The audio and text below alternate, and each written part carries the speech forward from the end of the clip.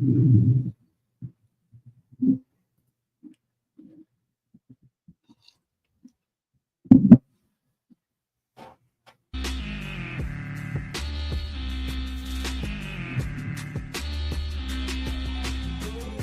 on live. Oh, I'm on live.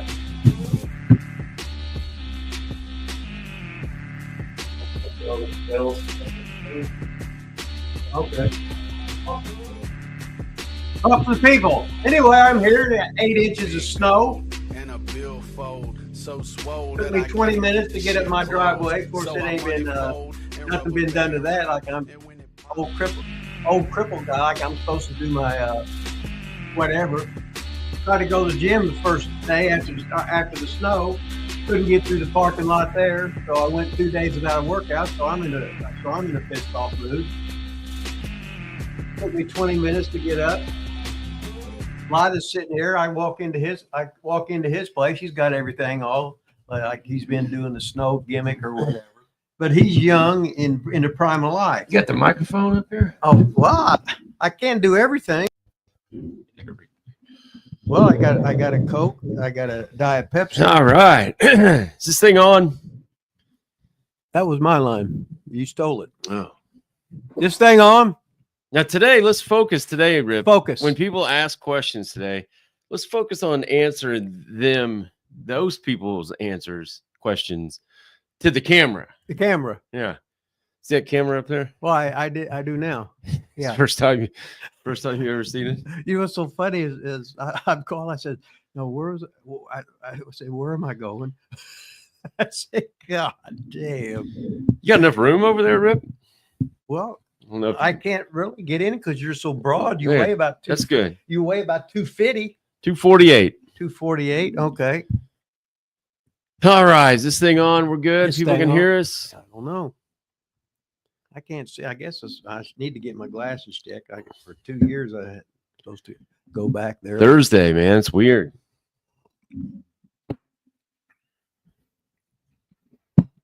Seeing this a little weird being on Thursday? I never know what day it is anyway. What'd you tell the people so far? Did you tell them any breaking news? No. Oh, today's Susio's birthday. Chris Silvio Esquire. Esquire, yeah. Is that what he's called? Busy being jacked. Yeah. Come with Package and Eddie and Timmy Danger and Paradise. All the guys James Long. They all come from the Richmond area and they all become superstars. Frank's Pickle Barrel Ass in the house. John Tucker in green in the house. Frankie in green. Shane Parks from Oregon in the house. Bull Dig in green. Shane Parks green. Clayton in green. Hello, gentlemen. Hope you had a kick-ass holiday. George Jessen from outer space in the house. So much better than Raw. He says we're better than Monday Night Raw, Rip. Why is that? I don't know. No. Talyon in the house. 70QQ in the house. Gregory Mala in the house. Hope I didn't skip anybody here. So Monday Night Raw, they went to Netflix, Rip. Did you watch it Monday? I don't know how to watch Netflix. So yes, you did? I don't know how to watch Netflix. I don't watch TV. Oh, I hear that all the time. You pick and choose when you want to watch TV or say you watch TV. The only time I ever watch TV is at the gym when I'm on the bike, but I don't know how to get the channels on, or I don't know how to the volume thing or whatever. And the TVs at the house, they're not even plugged in, but I wouldn't watch it anyway. I'll get reports on the phone. I need my NBA scores. And I don't give a shit about WWE wrestling. I don't give a shit about none of that. We have a wrestling show. We're supposed to talk wrestling, every once in a while. Well, I don't even like to. Well, I can get all that information off the phone. So I should ask it this way: did the gym happen to have on Monday Night Raw on Netflix while you were there on the bike? I went to bed what's today? Today's not Monday. Okay, today's Thursday. This would have been several nights ago. Yeah. No, I didn't watch it Monday. No. Mm-mm. So they went to Netflix. Yeah. Well, it's the only thing I knew of Netflix was Breaking Bad, and then Cobra Kai. I watched that. I watched all the episodes of Cobra Kai with Marcus. See, you watch TV. Greg Smith and Green in the house. That's been a couple of years ago. So I watched it, man. They had like 3 matches, The whole time. maybe 4. I think somebody said they had, I think 4, maybe the whole 3 hours.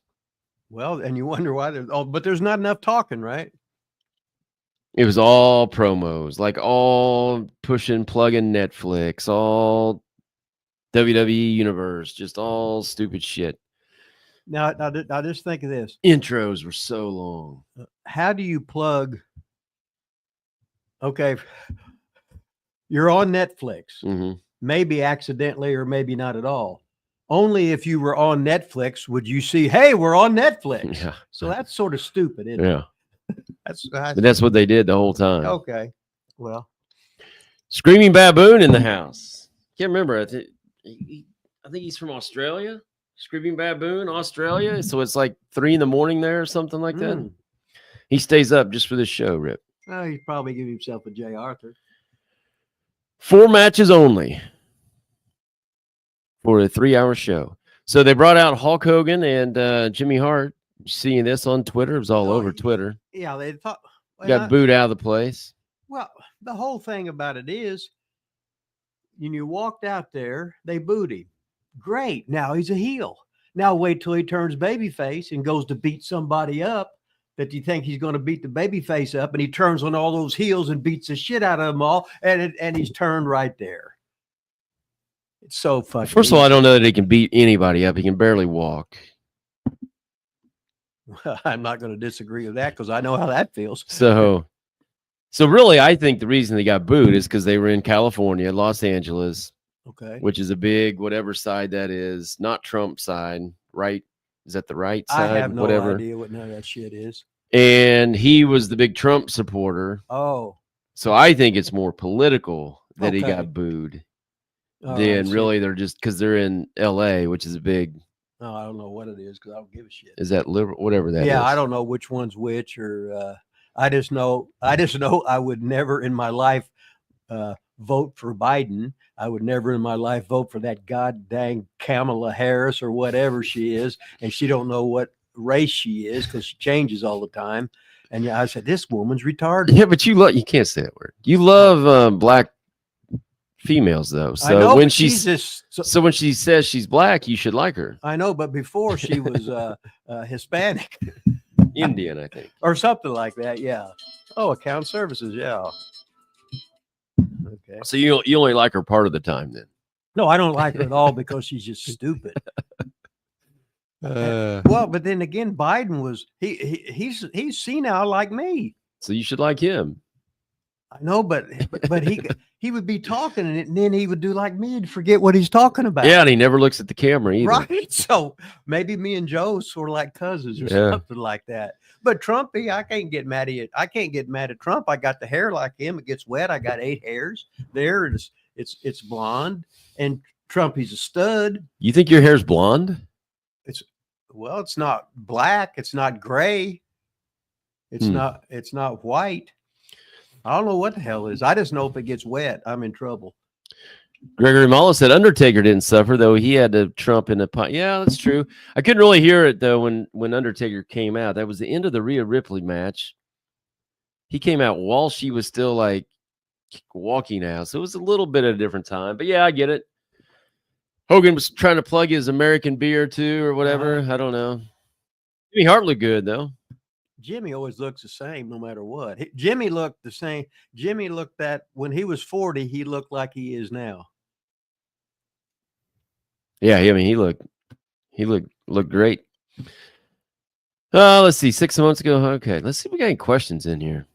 I need to have some questions. I mean, we always talk politics, but let's see if we can get some wrestling questions in here. Let's see. I'm going back up through the chat here. People have loved your piss flaps comment from last week. That was a hot item. A lot of comments on that. That was over with the Wrestling with the Rip Rogers fans there. Like the bottle of glass, the ass, chips and peas, knees. Rip, you think the territory's dying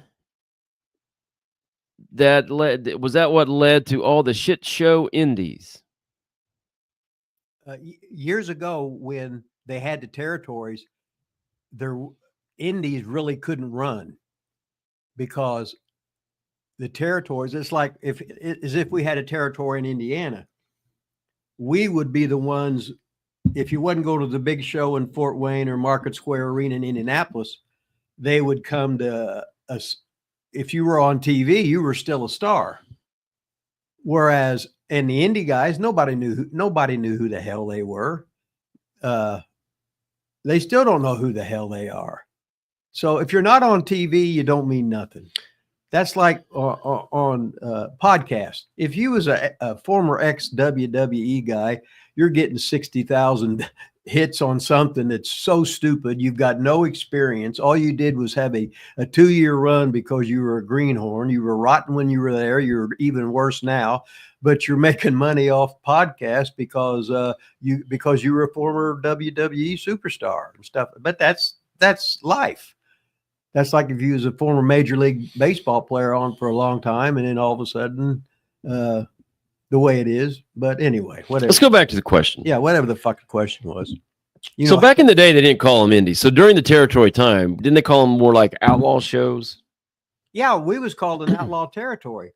If you weren't NWA or AWA or the WWWF, you were an outlaw territory. So you think Memphis was an outlaw territory? Well, no, Memphis was sometimes See, they switched back and forth. Oh, I sometimes see. they was NWA, sometimes they was AWA. So Lawler could go work as against the AWA heavyweight champion Nick Bockwinkel, or he could work against Flair. That's like, or Terry Funk if he was if they were the NWA. But Memphis always floated back and forth. But when you go through your territories and you're like Portland and Mid-South, I don't think of NWA, AWA, WWF. I think of Portland, Mid-South, Memphis. You mean you just think of the territories? Those are still territories. Right. I wouldn't call those outlaw territories. No. What I'm saying is when they had all the territories. Correct. And then if you wasn't an NWA member, an AWA member, or the WWWF, you were considered an outlaw territory. But the only outlaw territory there was us. So was Mid-South an NWA territory? They started out NWA, and then Watts got Mississippi and Louisiana.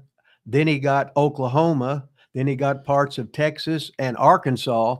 And he had his own champion. Watts did. But every once in a while, he'd bring in like the NWA champion, because the NWA champion was seen on Superstation. So everybody knew who whoever was on the Superstation, they were always the NWA champion. So he could go anywhere, and because everybody just wanted to make money. Plus, then back in the day, though, too, when you had a territory, like if I tried to run a show in Dick the Bruiser's territory, aren't I gonna get maybe some shit for that? Or if you it all depends who you were. Yeah, that's like when WWE started running in other people's territories, they would have to rent trucks and stuff, and all of a sudden the trucks would break down. They'd be paying off the drivers not to go, so they couldn't have a ring. Yeah. So Vince bought all his own trucks and everything. There was a reason for everything. It's like if somebody had TV in San Francisco, and then hell, we had TV in San Francisco when they was paying us, and then all of a sudden Red Bastien got it, and then Vince went out there and would just. They're not making any money off the TV, so he just gave them a whole lot of money. So now it's WWF, and he started buying all the territories that the TV stations to air their tapes. But this is before they got the cable, before they got on the USA Network. They had all the markets was pretty much WWF or NWA. Rip, who stole Stu Hart's plane and went to Texas? Oh, Sam Menaker. Oh, he did? Yeah, Sam Menaker did. Yeah, he used to work for Stu, And fucking Sam, he took the plane and he flew it to Texas. Then he went back and worked for him. That's our Sam Menaker, who was Dick the Bruiser's announcer. And how do you steal a plane? Did you just say that? Yeah. Like how he did flew it. So he knew how to flew and just took it. Like Ronnie Garvin would fly his plane everywhere. When he went to Seymour, remember the Seymour show? He flew into Louisville, and Brenda had to go pick him up and drive him back. Really? Mm-hmm. Did we talk about, I can't remember when it happened. Did we talk about last week the Outrunners trying to help the Rock and Roll Express? No, I don't think we did, but they did. I just seen something of it.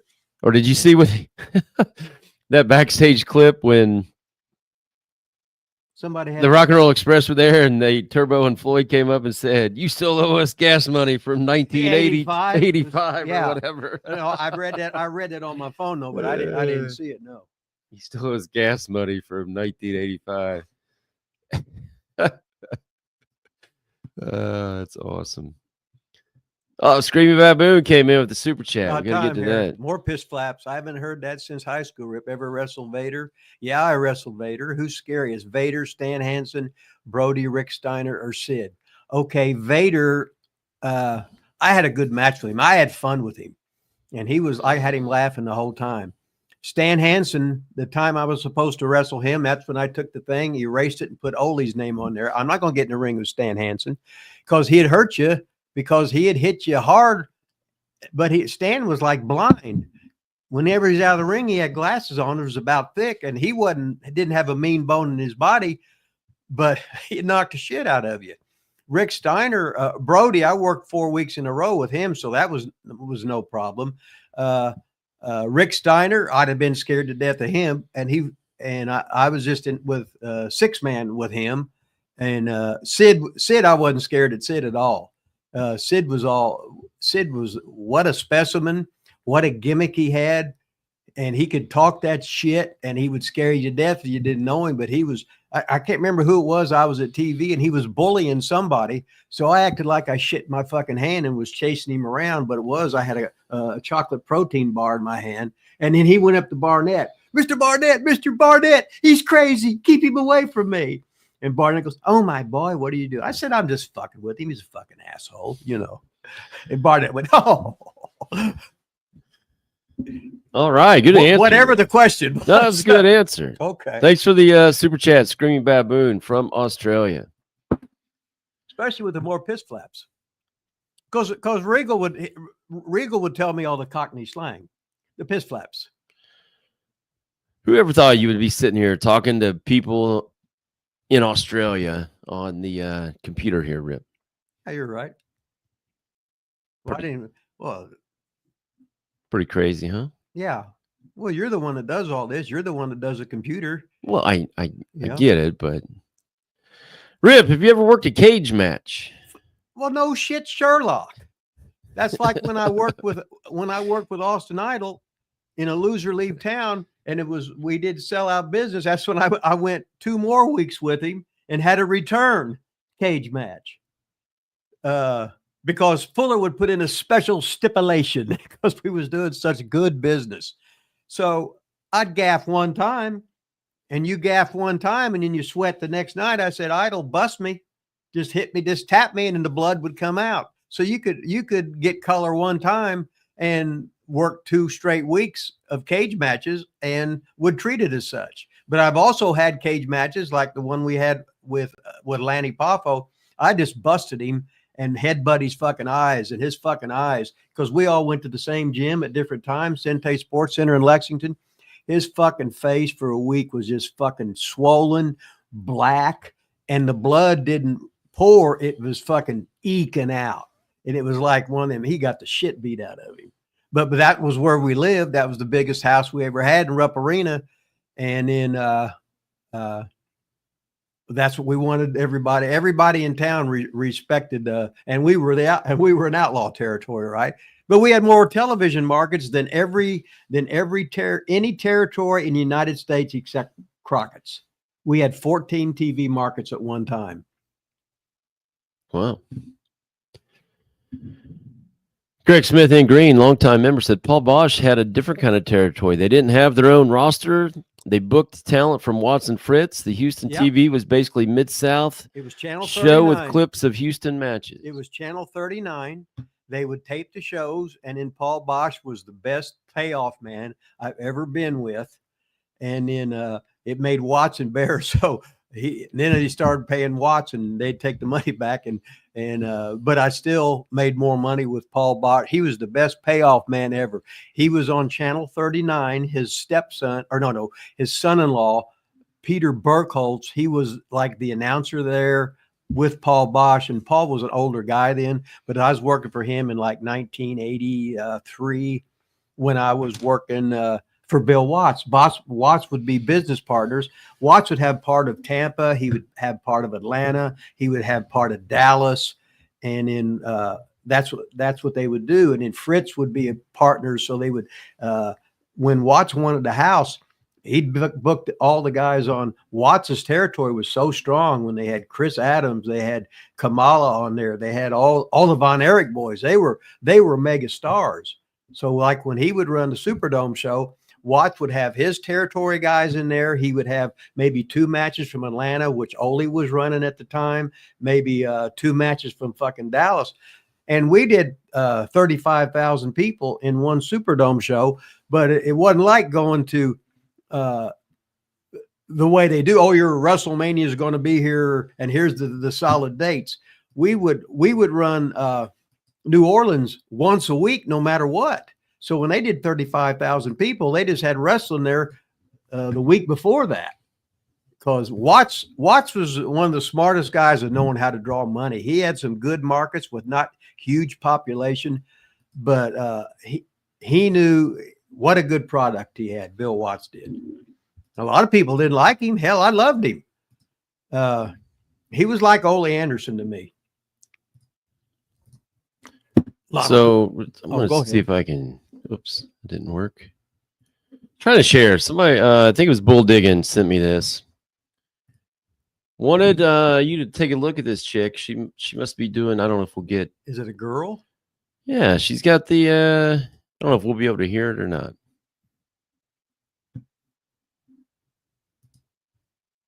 Or just the audience can hear it, maybe.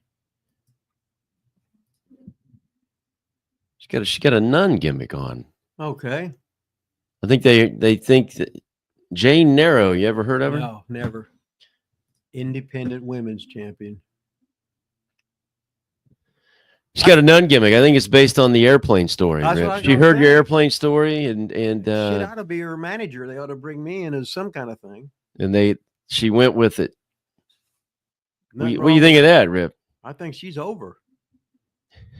I guess she's a babyface. The people are clapping, or it could be a heel crowd, right? And no matter what she does, they're going to clap, no matter how evil she is. It's all a rib.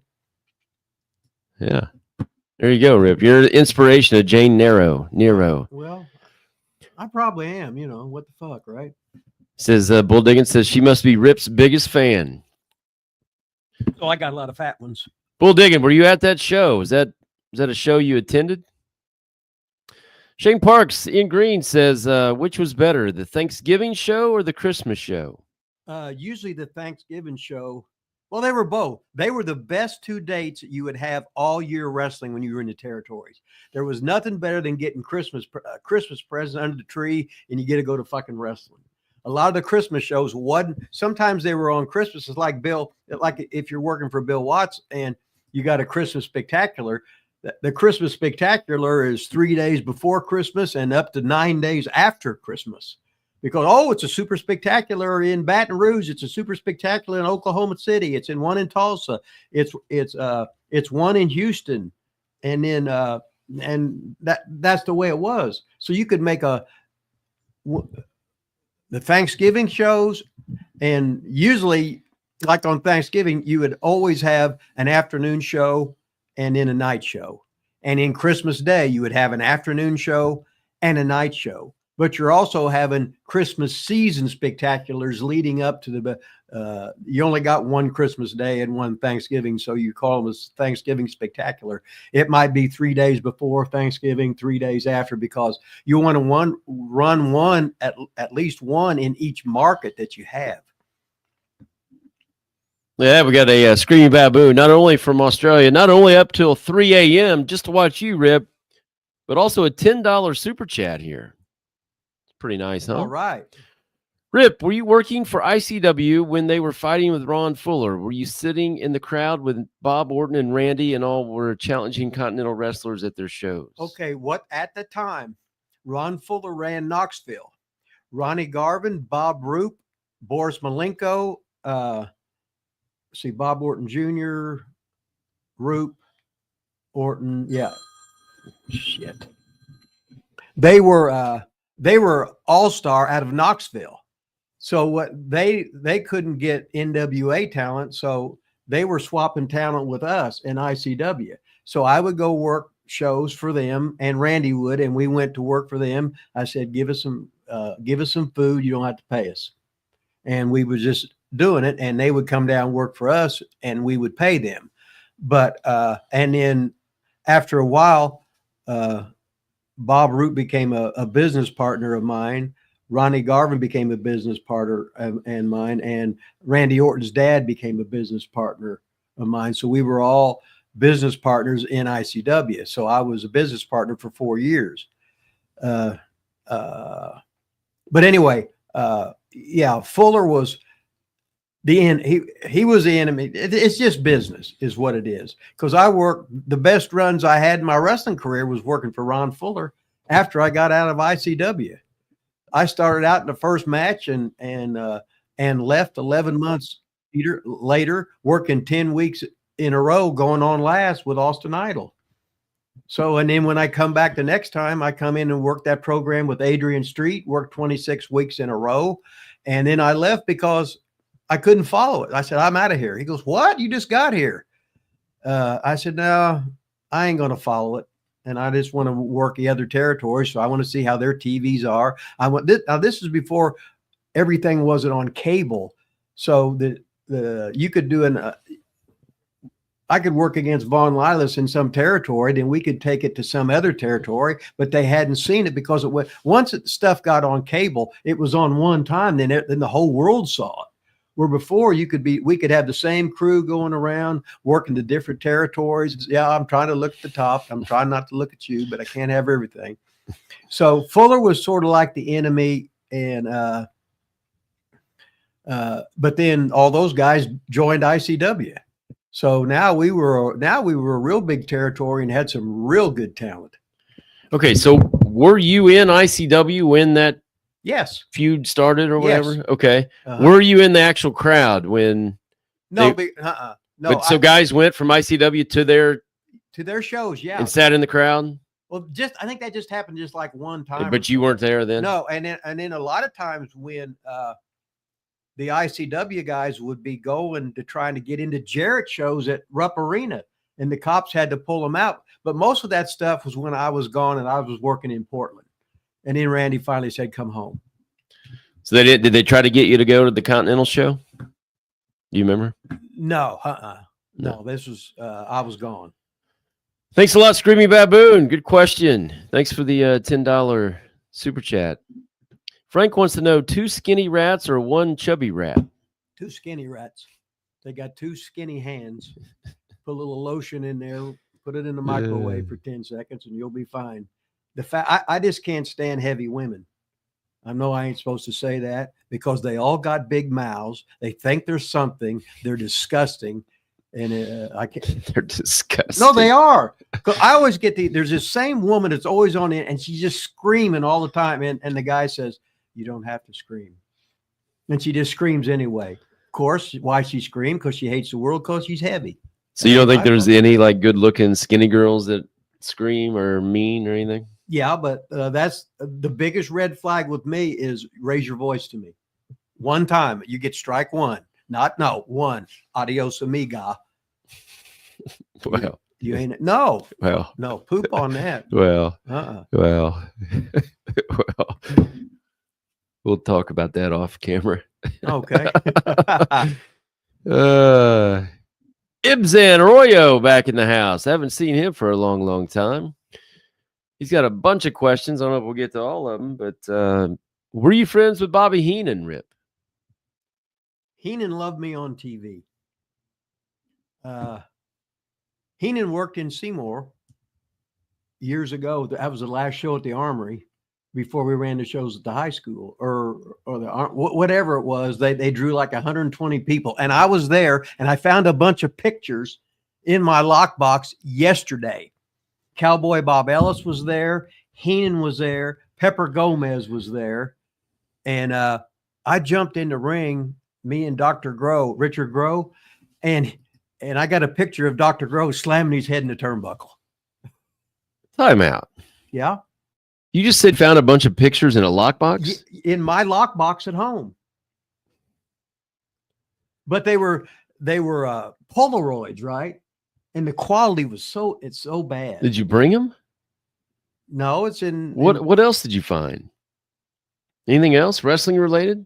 Well, a lot of kayfabe money things, of skimming and stuff like that, Kayfabe money thing. Whatever, So is this another one of those things that supposedly got lost in the flood that you really still have? No, I just didn't know what was in my lockbox. I don't go around looking in my lockbox. What I was doing, I was looking in my lockbox because I was looking to see if I had a birth certificate in there. I had Marcus's birth certificate in there, but not yours. But not mine. No. But you didn't find your birth certificate, but you found a bunch of old wrestling pictures. That's what I just said. Yeah. Wow. I wish you would have brought those, man. Well, maybe next time I will. But you couldn't hardly see them. Hell, these was. Are you sure you couldn't hardly see them, or just you couldn't see them because your eyesight? It could be both, but I was looking at it. But they were 40 some years old. Yeah, from the 70s, from about 77 or something like that, or 76, whatever. There's Cowboy Bob Ellis. There's Bobby Heenan. There's Pepper Gomez, as Richard Groh would say, Pepper Gomez. Man, bring those or anything else you got from that wrestling lockbox. Let's take a look at it, Rip. I have to, yeah. Man, could have been a big part of the show today. I have nothing. I got nothing to offer. Could have flashed those pictures up. I got nothing today. Look at John Ramsey says, I'm from Davenport, Iowa. Davenport, Iowa was where I had my first pro boxing fight. That's where I knocked out Monty Cox in the second round after knocking him down 3 times. And what a heel I was walking out there. So that was fun. Said Rip should have his own reality show. Uh-oh. Got to skip down to this one. Big 10 spot coming in, Rip, from center of the board. Welcome back, center of the board. Hey, Rip, what was your view of the great Bullet Bob Armstrong, and do you think that wrestling died with the territories? Oh, yeah, wrestling did die with the territories.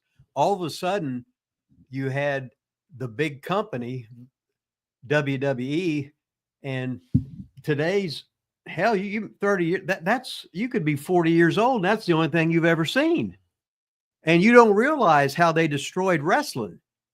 But guys that were working then, they know how they destroy wrestling. And that's why when the big boys took over, a lot of the guys, they just got disgusted with the business because all of a sudden, whatever Vince McMahon wanted, he changed. And then it'd be like, okay, we're changing all the rules in the NBA, which they're doing now with all the stupid, you can do in FIBA, you can do this, how many steps, palming the ball, carrying the ball, jump stop, Euro step, fuck you, leave it alone. It was never broke to begin with. I hate that shit. So what was your view? This is a $10 super chat. Okay. What was your view of the great Bullet Bob Armstrong? Bullet Bob Armstrong was one of the greatest workers, nicest human beings I'd ever met in my life. You get him in the ring, and he was so light. I remember when Arn Anderson was working there as Marty Lundy before, just doing enhancement on TV, and then Bob went to pick him up, and he had put a hairpiece in because Arn was always subconscious about losing his hair, and Bob pulled it off, just picking him up, and he tried to put it back on his head. we'd always laugh about. But Bull Armstrong, the Armstrongs are so over because you had Bullet Bob, and then Brad Armstrong, who was the greatest worker I ever got in the ring with. That it was when I touched with him in the first match I had with him. He did everything right. I've talked about this all this times, but about Brad Armstrong, but he was so good. Watts saw him right away as a young man and made him. He had his top belt over in Mid-South. And what was so funny is he was so funny in the dressing room, just like Road Dogg. And then you had Scotty and Steve Armstrong, and they always had jobs. They understood the business. They didn't step on toes. They knew how to get over. They knew to work, which the hard thing in wrestling is to learn to work to your slot where you're not stepping on the big boy's toes. Because I was always getting in trouble because, well, I was such a mark. I was wanting to, like when I'd work with Cactus Jack and stuff, right? I said, let's steal the show, Jack, because I want to get it on video so I can have it on tape and stuff. Mark.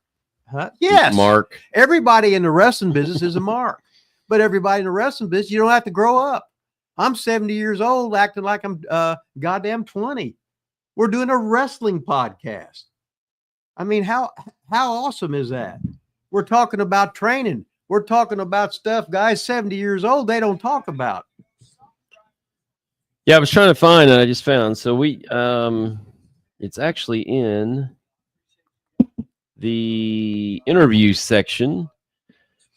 You were talking about that story about pulling Arn Anderson's. Okay. Scott Armstrong told that story on our show. Okay. Do you remember that?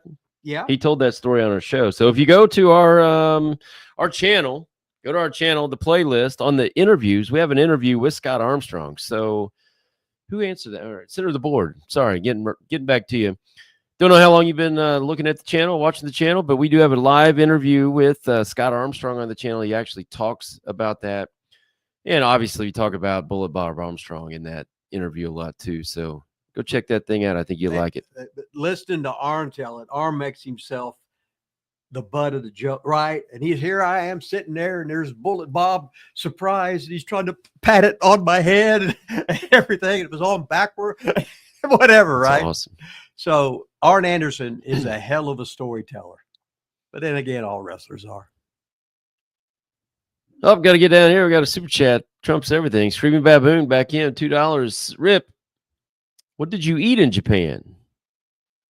The rats there, nice. I'm assuming he doesn't mean eating rats.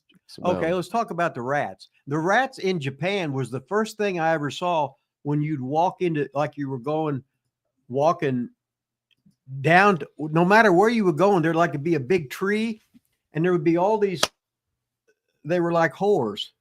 And here's your phone number. Here's the girl in a pose and stuff, right? And then so they would be all over the place, on buildings, on trees, so they're trying to sell sex the whole time they're there. What did I eat in Japan? I just ate food. It was usually buffets it was just usually buffets every day. It was what I was. I'd eat once and that'd be it. And I'd buy some snacks or whatever, or I'd get girls to bring me food. But the good, here's a good story. You'll like this one. And this is worth the money right here. I remember going to, some girl was looking for Bobby Fulton. So I had Bobby, I said, Bobby, somebody wants you downstairs. So he went downstairs to see what was, and he didn't know what was going on. So I got in Bobby's bed and made the pup tent. So I was underneath, right? So the girl come in, she goes, Bobby Fulton. And I said, yes. I said, well, come on over here. And I said, just stick your hand under here and do whatever. So she stuck her hand there, did whatever. I succeeded in what I was going. And I said, now get out of here. And she left. Okay, bye, Bobby. And then all of a sudden I went downstairs. I said, hey, Bobby, come on. I said, I don't want to stay in your room all day. I just wanted to use your phone and stuff. Oh, okay. So anyway, so all this action happened. Bobby, the innocent bystander, but the girl thought she had just went chicka chicka to Bobby Fulton, but it wasn't. It was me. Now that's a hell of a story. That is. You've told it before, Oh, but have I? Okay. hell of a story. I can't remember. Matter of fact, I was going to get to this. Bobby Fulton, we've interviewed. So some of you guys that are newer, maybe on this channel, we have a Bobby Fulton interview, and I believe you told him that story during the interview, and he didn't know it. I gotta say he wouldn't have known it because I never told him. If I remember correctly, in that interview with Bobby Fulton, we brought that story up, or I think I brought it up actually, and he did not know until you just told him that happened. Because Bobby was always like a real nice guy, and he was. I never known Bobby to ever do anything devious or anything. Frank says so. Rip owes Bobby a wank. Well, I do. You know, I get soft hands. Sounds like it. A little bit of lotion and whatever. And what the hell, right? Center of the board back in with $5 super chat. Thanks, buddy. Which cities in the Southern Territories had the best rats? A lot of rat questions. Yeah, today. a lot of rat. But the thing about it is, a girl is a girl, and if you're going to no, you just sat here and told us you couldn't stand heavy fat girls, so you can't say a girl's a girl now. Okay, now did you interrupt me? When I was at a I knew that was coming. Okay, anyway, I knew that was coming. Anyway, what I was getting at, when you had the territories, and let's just say like Jarrett, when he was in Louisville every Tuesday night, Tell center of the board. There'd be 100 girls waiting in the parking lot when the matches were over. When you had the regular towns in Tampa, Miami, Orlando, Jacksonville, in each territory where you had the weekly towns, it was nothing but it was great. Because see, a spot show, a lot of the girls wouldn't go to, but when they're the regulars, they got season tickets to these things. Hell, when I was in Austria and Germany, we would be in like Hanover like 70 days in a row.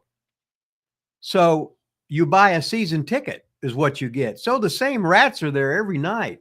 So they're bringing you food, taking you out, buying anything you want, this and that. And that's where you learn. What about the South? You got any cities you can name for this $5 super well, chat? I just did. You named like you were talking about Germany. No, I did. You didn't hear me say Miami and Orlando and Jacksonville and Tampa? I must have tuned out. Okay, you tuned out. I can't help that. But that's I'm trying so hard not to interrupt. I don't listen to you. Okay, you can't get any more southern than Florida at the tip. Okay. Okay. So I answered it. All right. But all girls are same, no matter where they are. You got unless they're fat. No, the thing. No, the fat girls were the best. Because, wait a minute. No, wait a minute. No, the fat girls would buy you stuff.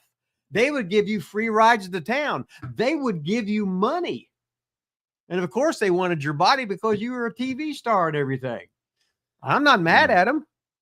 I'd like to rewind this tape about 20 minutes where you just ripped on fat girls for 5 minutes. And now you're like, oh, fat girls were the best. 20 minutes later, fat girls were the best. Well, it depends what you wanted. If you wanted a free ride, if you wanted some spending money, if you wanted to buy you a couple meals and stuff like that, it don't get any better than that. Dave Channel in the house. Welcome. Stephen Keys in the house. He said he can't stay long. Dave said it's snowing in Massachusetts right now. Well, it's snowing everywhere.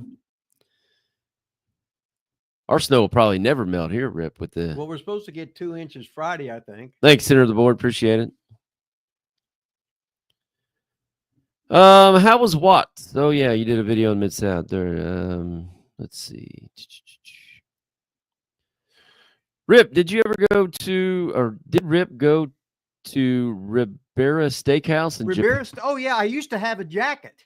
You did? I had to the big thing was when the first time you go to Japan, Ribera's Steakhouse is just a little bitty steakhouse. But every wrestler that would go there, they would have their pictures on the wall, and you're like walking into a wrestling museum. And I can't remember if I had to buy it or whatever, and somehow it was either stolen or lost. Because them things, everybody, all the boys knew that when you went to Japan, you were going to get a Ribera jacket. That's Ribera. And mine it was a shitty green one, but it was so shitty that it stuck out, so it was okay. Ribera's Steakhouse. And they had the big old thick ass steaks and everything. God, that was good. Frank wants to know what they call men rats. Did men rats have a name? Were the men rats back in the day? The didn't- females, or did they just always hook up with wrestlers? I never heard of a men rat. Well, Oh, you think Debbie Combs went around just nailing a bunch of dudes that were hanging out at the show? no. Oh, no. Or just anybody in general like that? No, Debbie would have beat any fan's ass. Well, what if she wanted to have sex instead? No, she just wanted Randy. That was it.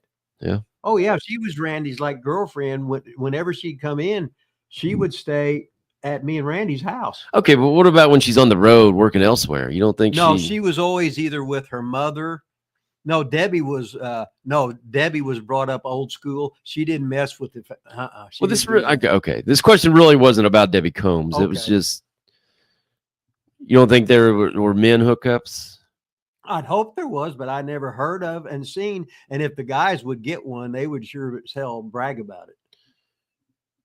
I'm just thinking. I'm trying to think of another woman that you might have like ever been on any kind of tour with. Did they ever be like, "Oh yeah, I got so and so here, this super fan here I always have sex with every time we're in town"? Never heard a girl talk like that? No. Doesn't mean it didn't happen. Rip, did you ever bang Judy Martin? No.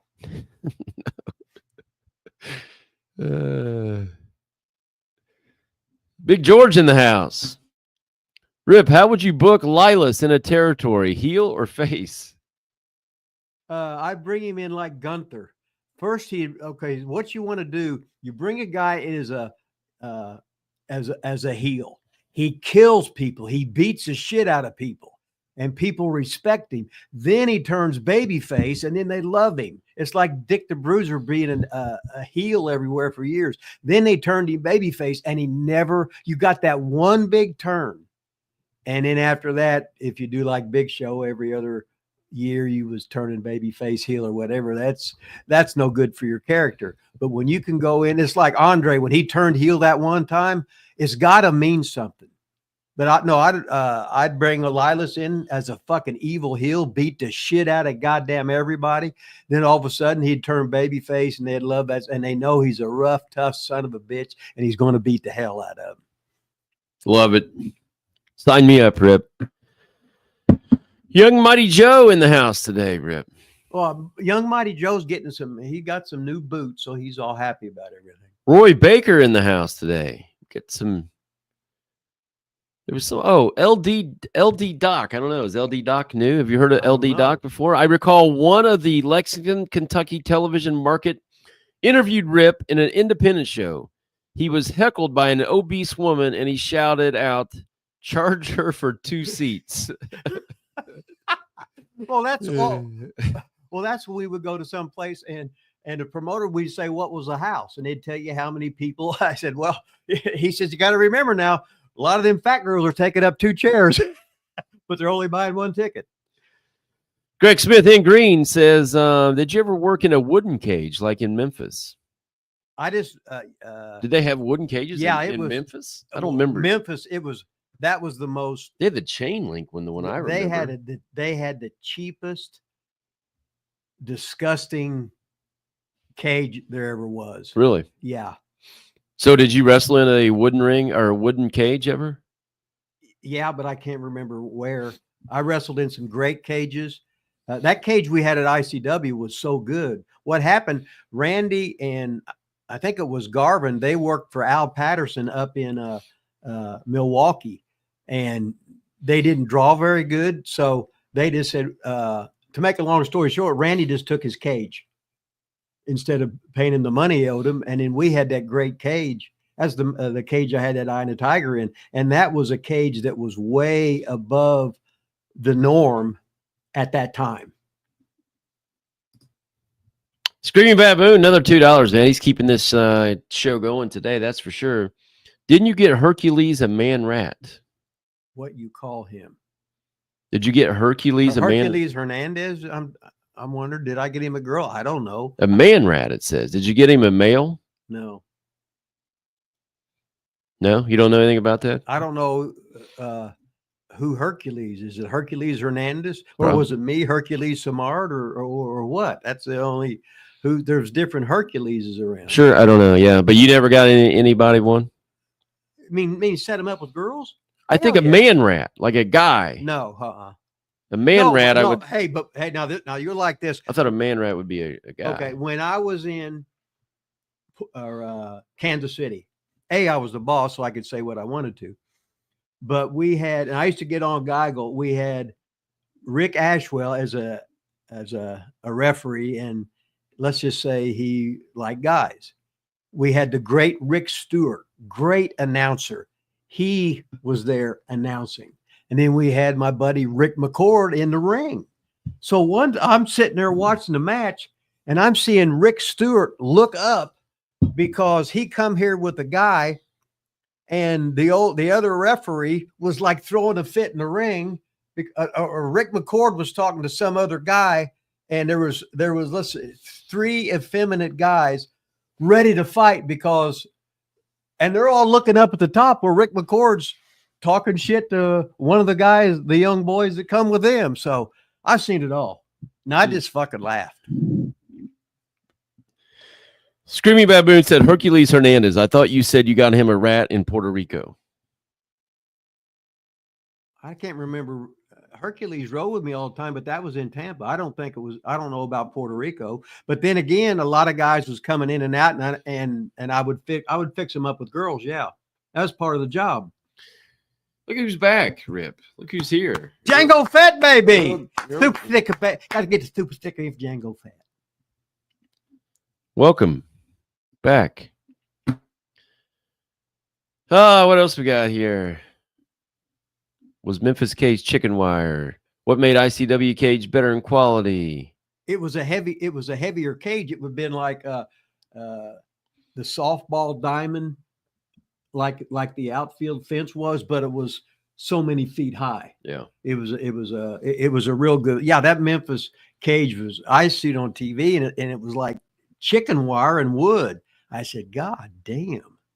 So some of the stuff they were great at. But then again, that's why they had a high profit margin, because you got to remember, this is before cable TV. Before cable TV, you're only used to the norm of what you're seeing. So the people in Memphis, when they'd see a cage match, well, that must be the way cages are, because we're at the Mid-South Coliseum, which is that New Orleans was the #1 wrestling city in all the world as far as drawing people, and that was the best. They had the Memphis TV that come on at, I think it was noon, and it was a 90-minute show. It was the highest rated wrestling program that I ever heard of anywhere. Wrestling was so over in Memphis. It was just a king. I love the microphone under the ring or whatever at Louisville Gardens. Yeah, that was good. However they did that. Something. Was it a microphone? Yeah. Yeah, there was just no better setting than the Louisville Gardens in my mind. Yeah, the good thing about it wasn't too big of an arena. So if they was in Memphis, and a sellout in Memphis, you'll get over 10,000 fans, or you could cram. The Louisville, it was like 5,600 plus ringside was what it was. So you could cram 600 people in there. In Louisville, 6,000. Yeah, 6,000. And every Tuesday night, the Louisville Gardens, you Louisville wrestling fans, you just start the greatest in many, many months, with a rough, tough team of Vaughn Lights and Rip Rogers going against the interns with the manager, Ken Ramey. Don't forget now, that's Tuesday night. See you Tuesday night, etc. Nick Goulas. $5, center of the board. Man, center of the board is helping carry this show too. Can you talk about the great Sputnik Monroe or Jackie Fargo? Okay, I'll talk about now. Sputnik Monroe, I was on some shows with, but I didn't. He was a legend, and I was a greenhorn. When I was a greenhorn, I didn't think I was good enough. These guys were guys I'd seen in the magazines, on TV, and I would just sit back, and I had no etiquette because I didn't think I was good enough to be in the dressing room with them. I would just listen to their stories. But Jackie Fargo, he would talk shit, this and that. I'd watched him on TV for years, and he would talk to me because he knew I loved wrestling, but I was so painfully shy because I didn't want to look like an idiot. Because when I would send guys to TV, I said, now don't open your mouth. Say who you are, and that's it. As soon as you open your mouth, they're going to know you're a mark, and they're going to know you're an idiot. because they'll hit you with some trick questions and you won't know the answer. So I had to learn all that shit the hard way. I just can't see you being in a locker room and not talking to people. Yeah, now, yeah. But at that time, I didn't. It took years to get there. I tuned out. I was reading other questions. Did you answer the question? Yeah.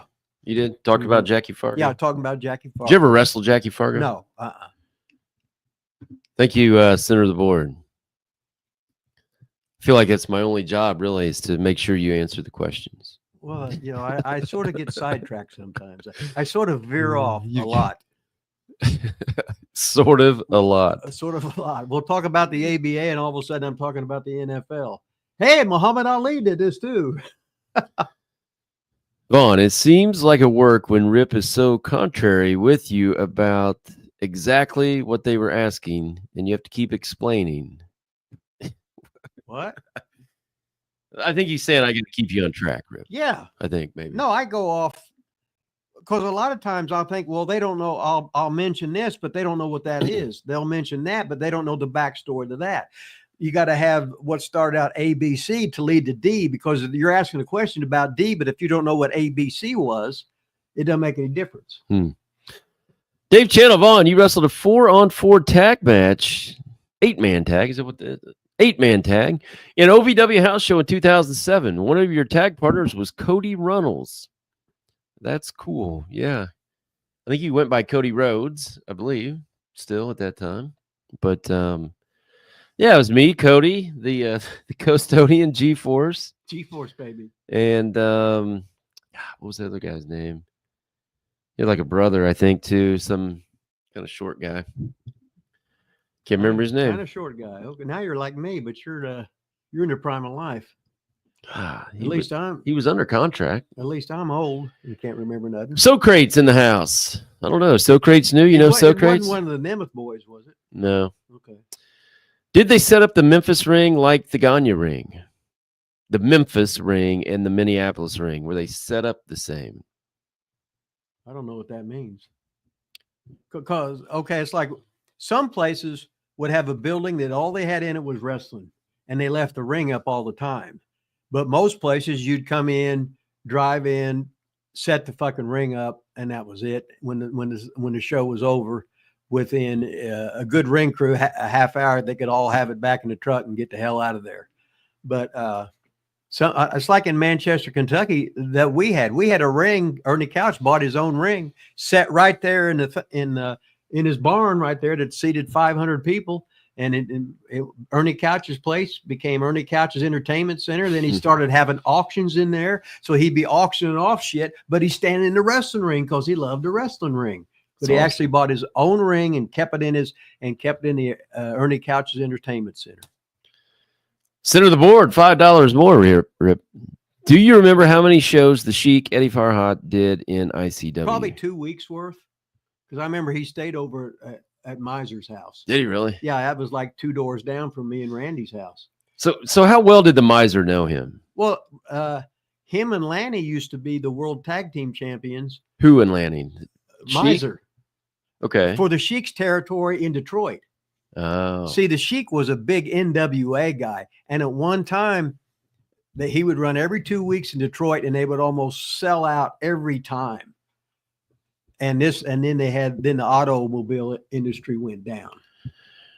I was just asking that because he'd come in to stay at the Misers, even at like that. Like, does a guy like the Miser even think about questioning himself, letting the Sheik stay at his house? Like, why would he do that? He's a fucking Sheik. You said you're scared of the Sheik still today, and he's dead. So, okay, that's why. But Miser worked for the Sheik for years. That's why I was asking how close they were, how much they. No, he worked for him for years, and yeah. To me, Sheik treated me like a mark because that's what I was. He'd glare at me with that look, and he wouldn't say nothing. Then he wouldn't talk no English, right? I go, what the fuck? So did he only come in 2 weeks for the one time? He never came like another time? I think he come like a week at a time. I think he was in like for a week because he would be a big draw. So, and at that time we had weekly towns.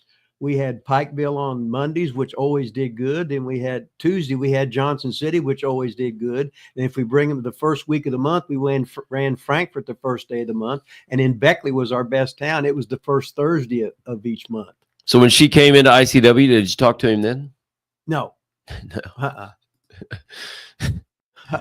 No. Thanks for the question, center of the board. Appreciate it. Got another one coming in, though. Coming in hot, Screaming Baboon. Glad he stayed up late tonight. Rip, did you ever wrestle under a hood as Freddy Krueger or the Mummy or something shit in Memphis? Ever wrestled Jerry Lawler or Jerry Jarrett? Okay, the only time I ever wrestled into the hood, I was going to go. I worked a week for Ron. After I left ICW, I went down to Pensacola, and I was going to work for Fuller for a week. And I was going to do his TVs in the house show, and he wanted to, and he give me a hood to work because I was on TV down there because we had TV in Mobile, and they would know I was Rip Rogers.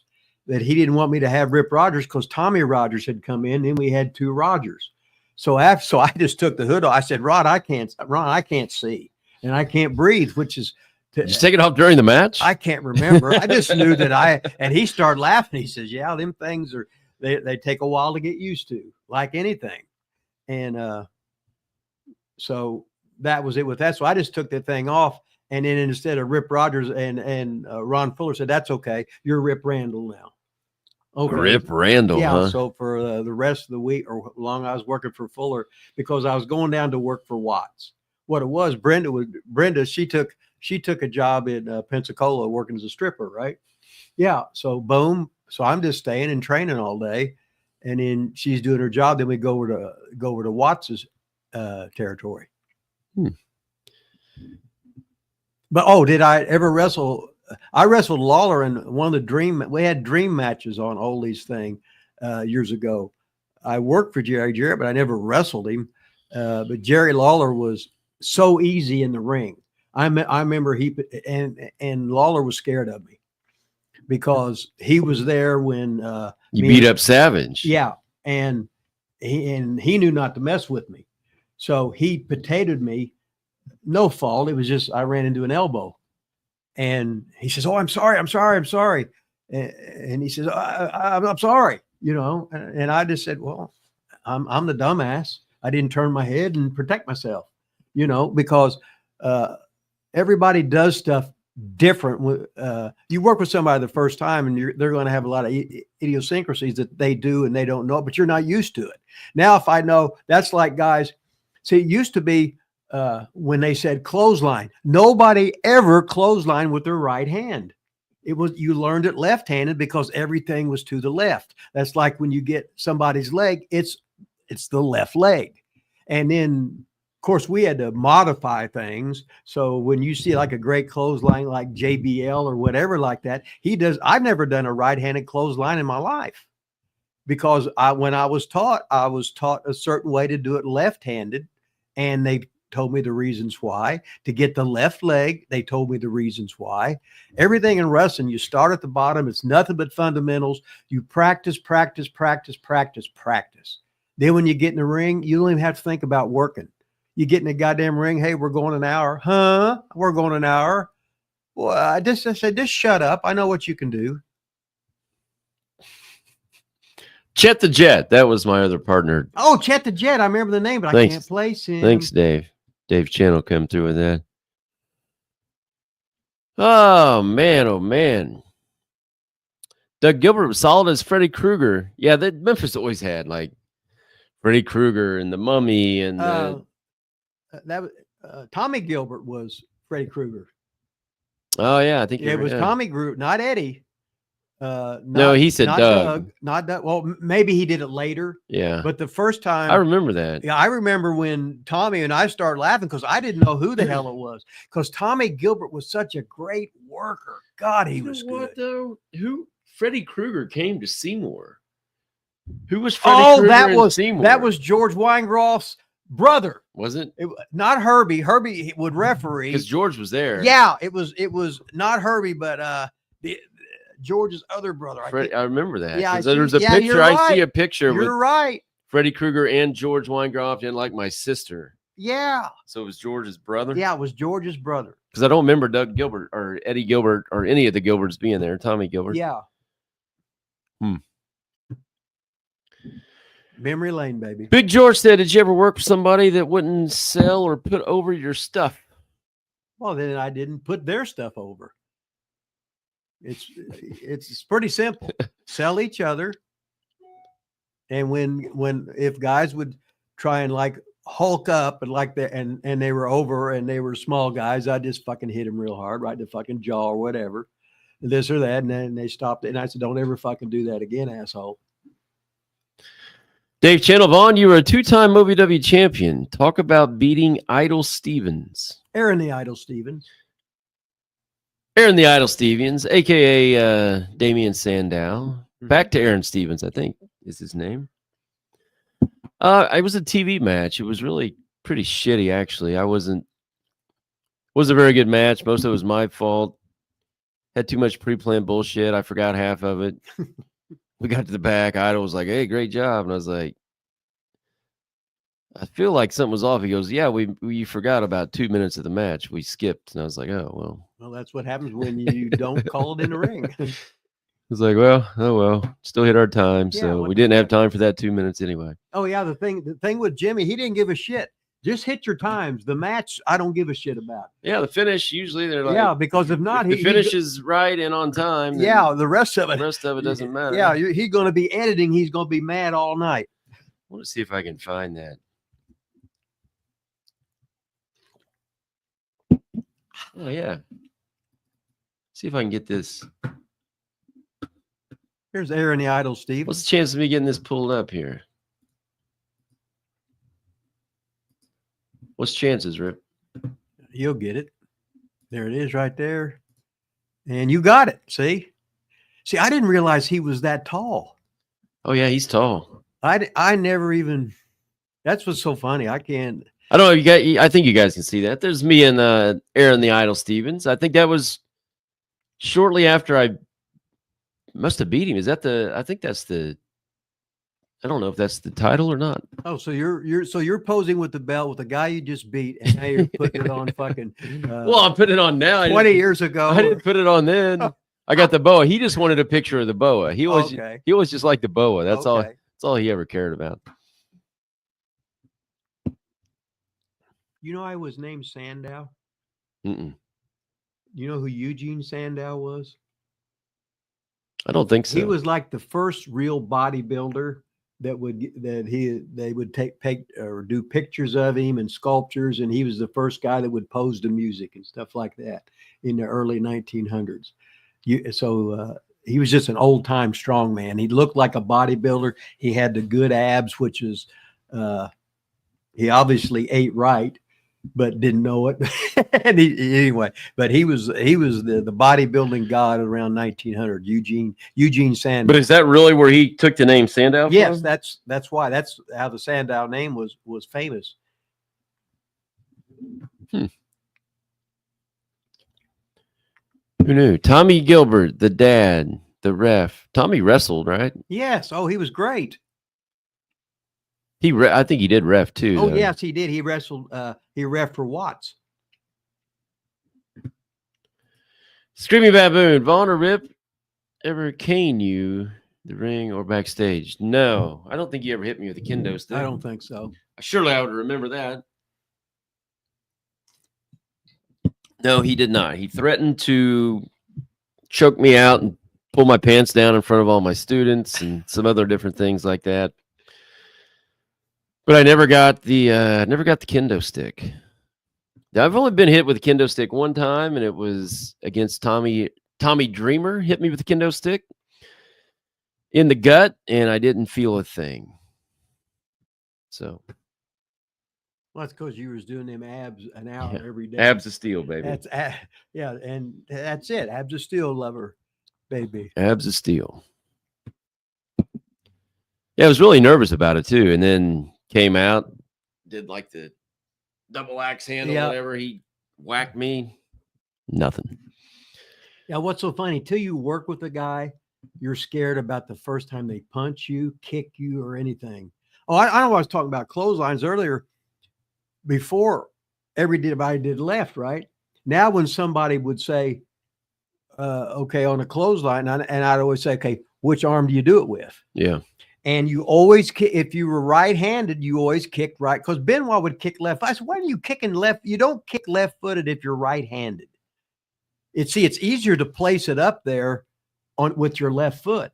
But for power and accuracy, if you're going to kick a field goal, if you're going to punt the ball, you use your if you're right-handed, your right foot, unless you're a freak.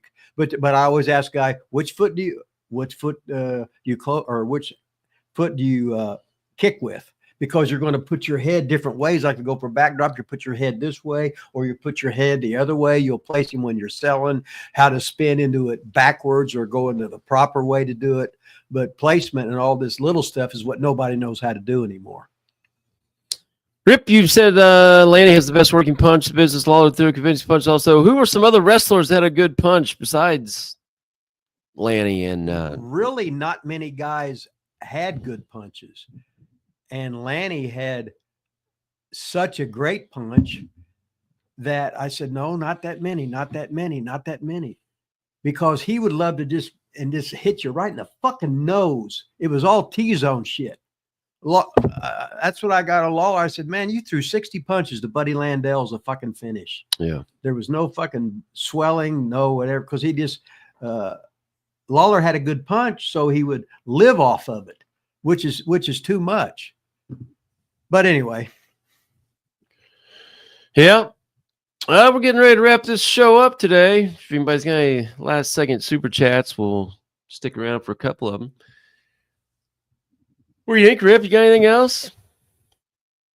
No, see. You didn't get your notes today. I didn't need any notes. We was just talking about shit. Vaughn doesn't remember the OVW belt, what it looks like. Definitely not a belt mark. Yeah, I don't know. I don't know. Yeah, I don't know what a belt. If that was I only had 2 belts from there. The Southern Tag Team and the I don't know. Now, Southern Heavyweight Now, Champion, here's the thing.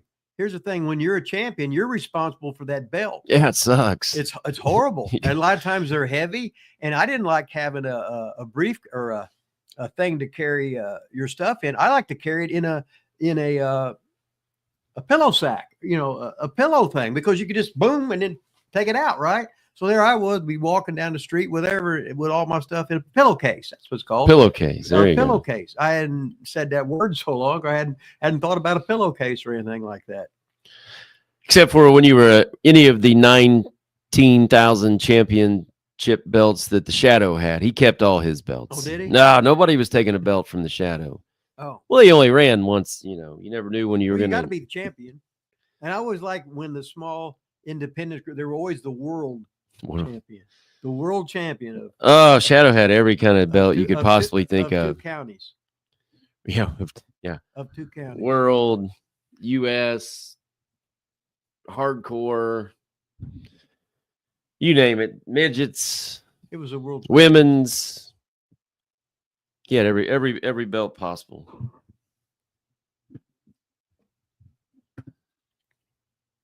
I was working with APOC. APOC was great.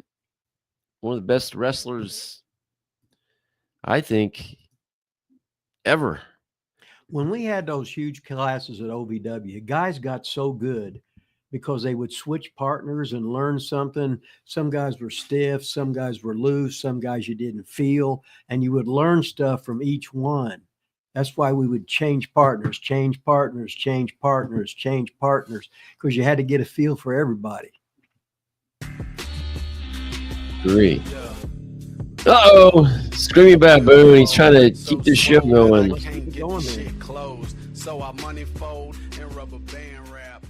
And get this music off. Rip, how's your health lately? Cut out the sugar, dude. It's poison. Hey, Rip declined a Coke today. Yeah. Got a Diet Pepsi. Uh-huh. Do you have diabetes or just I used to always ask when I go into the doctors to check me for diabetes, and they never would. I don't know why. I don't have athlete's foot. I got cut at Amazon, and it's been that way for a year and 8 months. It's just horrible looking, and it won't heal up. I think it won't heal up because I'm 70 years old, be 71 pretty soon. And then I'm just too goddamn old, I think is what it is. So it was a cut that never healed, that spread, that Yeah. I don't know, something. So that if you ever see them ugly pictures of my foot and stuff, yeah. So that's that. Thanks, Screaming Baboon.